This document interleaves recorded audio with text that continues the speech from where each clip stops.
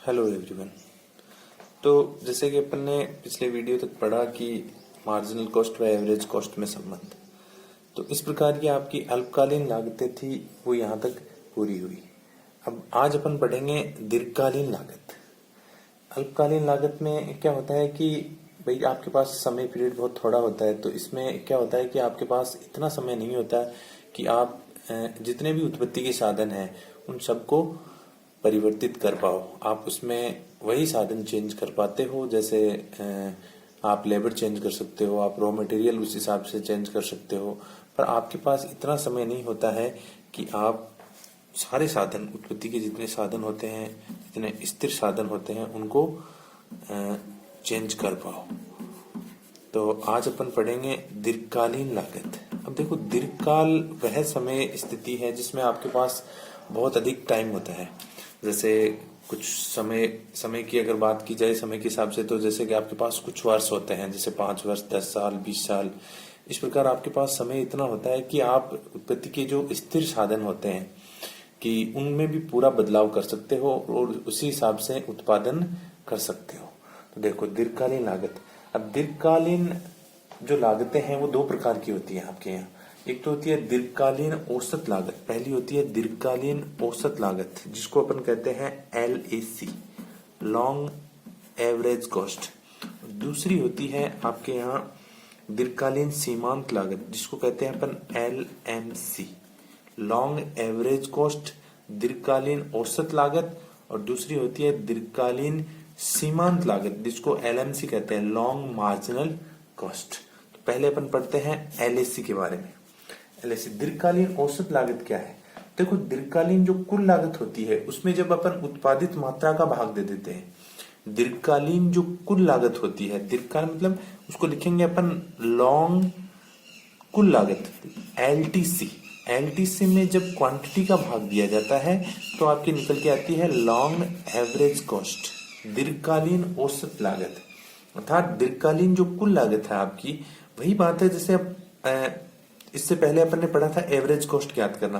तो average cost कैसे ज्ञात करते थे अपन? टोटल कॉस्ट होती थी, उसमें क्वांटिटी का भाग दे। यहाँ अब एक स्थिति और जुड़ गई है कि आपकी जो समय स्थिति है वो दीर्घकाल है। तो दीर्घकाल होने से अपन ने यहाँ पे लॉन्ग टाइम पीरियड के लिए L से इंडिकेट किया है, LTC में जब Q का भाग दिया जाता है तो आपके निकल के आती है लॉन्ग एवरेज कॉस्ट। ठीक है, तो डेफिनेशन की बात की जाए तो डेफिनेशन इस हिसाब से हो जाएगी कि दीर्घकालीन कुल लागत में जब उत्पादित मात्रा का भाग दिया जाता है, जो लागत प्राप्त होती है उसे दीर्घकालीन औसत लागत कहते हैं। ये इसका सूत्र हो जाएगा। अब देखो, दीर्घकालीन जो औसत लागत है उसका वक्र बात करें, उसका वक्र बनाए, दीर्घकालीन औसत लागत वक्र।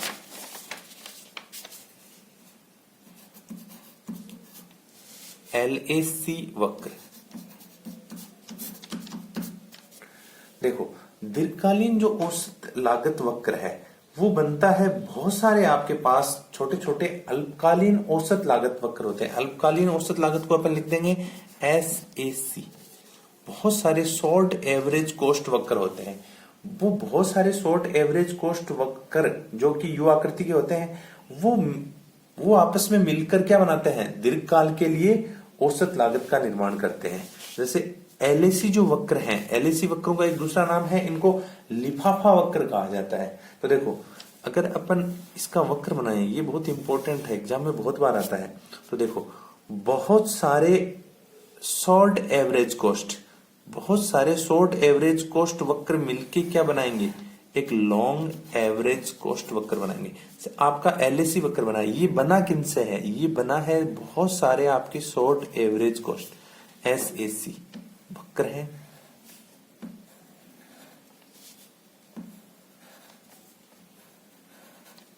SAC1, SAC2, ये 3, ये 4, ये 5।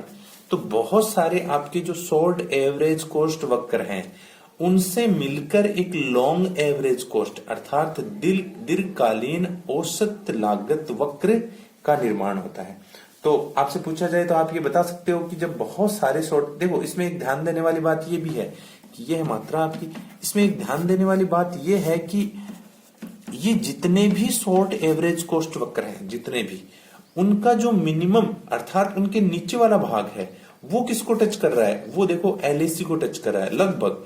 तो जितने भी शॉर्ट एवरेज कॉस्ट वक्र हैं उनका जो नीचे वाला भाग है अर्थात उनका जो लोअर पॉइंट है वो किसको टच करता है, मतलब उनके जो निचले भाग है उनसे जो एक वक्र अपन बनाए, अगर उनसे अपन एक वक्र का निर्माण करना चाहें तो वो जो वक्र का निर्माण होता है वो होता है आपके लॉन्ग एवरेज कॉस्ट का।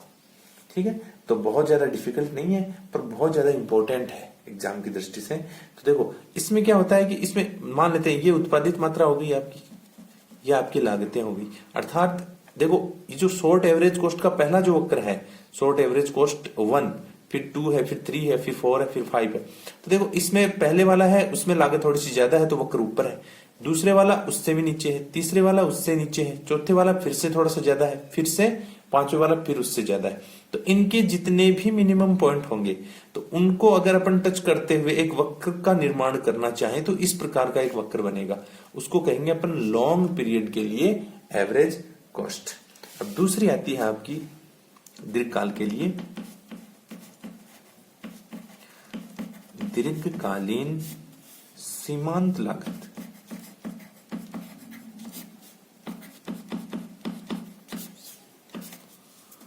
Long marginal cost LMC. अब देखो मार्जिनल कॉस्ट वही मार्जिनल कॉस्ट है जो अपन ने पहले पढ़ी थी एमसी के बारे में।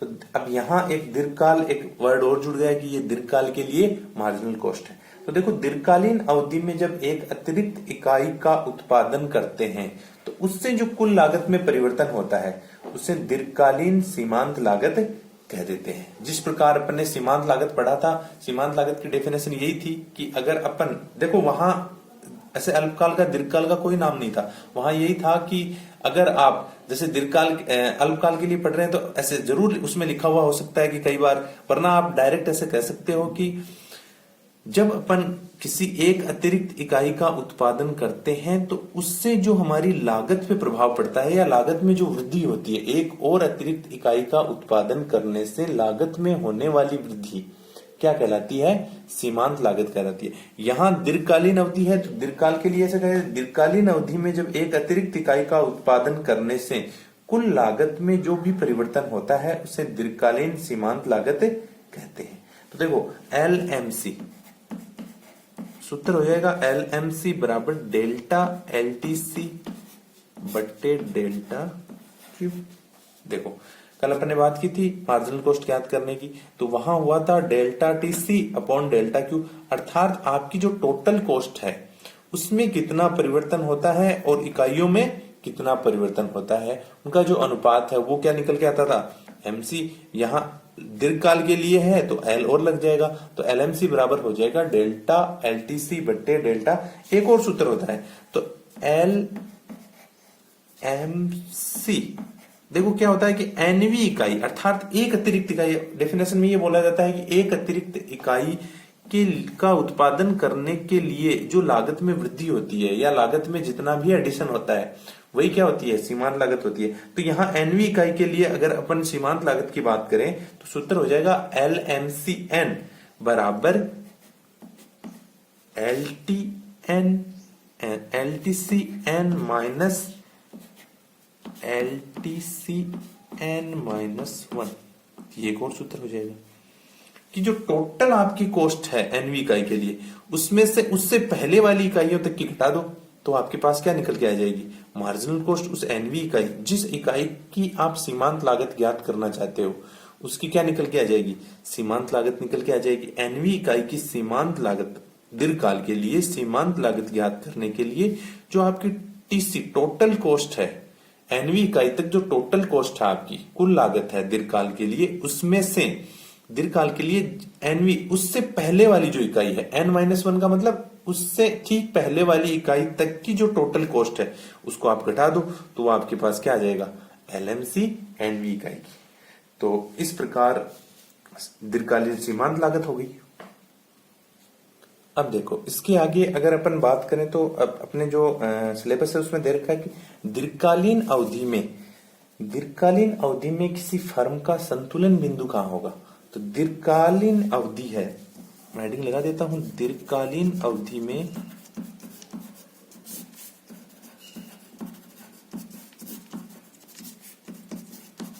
फर्म का संतुलन।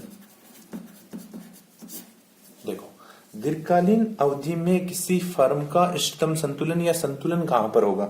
देखो, किसी फर्म का संतुलन वहां होता है जहां क्या होता है कि उसकी जो एलएमसी है एलएसी वक्र को क्या करे, नीचे से काटता है। हमेशा क्या होता है कि आपकी जो मार्जिनल कॉस्ट है वो तेज गति से गिरती है हमेशा, किसकी बजाय? एवरेज कॉस्ट की बजाय। तो वो तेज गति से गिरती है, कल अपने डायग्राम बनाया था उसमें देखा था, और तेज गति से ही फिर क्या होती है, वापस बढ़ती है। तो देखो, एक स्थिति ऐसी आएगी कि आपका जो एलएसी वक्र है उसका जो मिनिमम पॉइंट है, उसका जो नीचे का भाग है, उसको काटते हुए आपकी मार्जिनल कॉस्ट गुजर जाएगी। तो देखो, अगर अपन दीर्घकालीन अवधि में किसी फर्म के संतुलन की बात करें तो इसमें अपन डेफिनेशन में यहां लिख सकते हैं कि जहां एलएमसी वक्र एलएसी वक्र को काटकर ऊपर निकले। और अगर अपन साथ में इसके जैसे एक शॉर्ट पीरियड की बात करें या अल्पकाल की बात करें तो अल्पकालीन वक्र, अल्पकालीन आपकी जो मार्जिनल कॉस्ट होती है उसको अपन एसएमसी से लिखते हैं कि शॉर्ट मार्जिनल कॉस्ट, और आपकी जो शॉर्ट एवरेज कॉस्ट है एसएसी वक्र के न्यूनतम या मिनिमम जो पॉइंट है उसको काटते हुए ऊपर निकल जाती है। तो वहां किसी फर्म का क्या होता है, इष्टतम संतुलन प्राप्त होता है। देखो, अपन एक डायग्राम से बना के देखते हैं।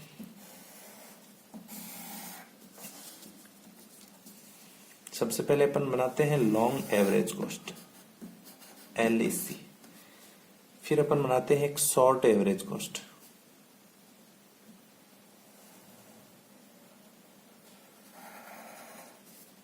Short average cost. अब अपन बनाते हैं इस एलएसी के लिए एक long marginal cost,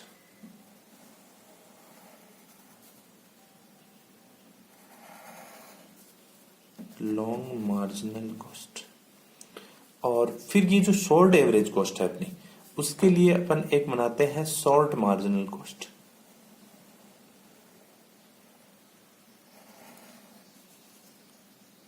short marginal cost. अब देखिए इस डायग्राम में इसमें वक्र चार हो गए, क्योंकि पहले तो अपन ने लिया था एक लॉन्ग एवरेज कॉस्ट का वक्र, ये है अपना लॉन्ग एवरेज कॉस्ट का वक्र, ठीक है। इसके बाद में देखो, इस लॉन्ग एवरेज कॉस्ट को कौन काटेगा, इसको काटेगा लॉन्ग मार्जिनल कॉस्ट। तो ये लॉन्ग मार्जिनल कॉस्ट है, इसको काटते हुए निकल गई। अब अपन ने इसी डायग्राम में एक शॉर्ट एवरेज कॉस्ट ले ली। तो देखो, शॉर्ट एवरेज कॉस्ट का जो मिनिमम भाग है, जो ये शॉर्ट एवरेज कॉस्ट है अपनी, जैसे कि ये शॉर्ट एवरेज कॉस्ट है, इसका जो मिनिमम भाग है वो किसको टच करेगा, वो करेगा आपकी लॉन्ग एवरेज कॉस्ट के यहाँ मिनिमम भाग को। तो यहां टच करते हुए अपन ने एक शॉर्ट एवरेज कॉस्ट बनाई।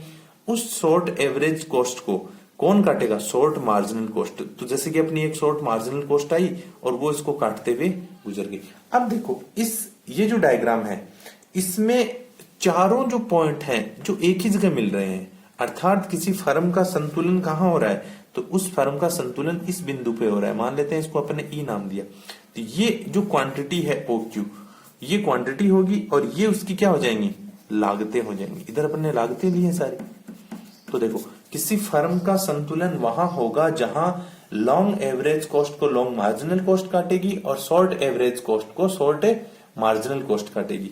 तो इस डायग्राम में इस ई बिंदु पे किसी फर्म का क्या हो जाएगा, इष्टतम संतुलन, अर्थात एक फर्म इस बिंदु पर संतुलन की अवस्था में होगी। तो इस प्रकार ये जो अपना लागत की अवधारणा वाला चैप्टर था वो पूरा हुआ। इसमें अगर किसी को कोई डाउट हो तो वो मेरे से कंसल्ट कर सकता है। That's it.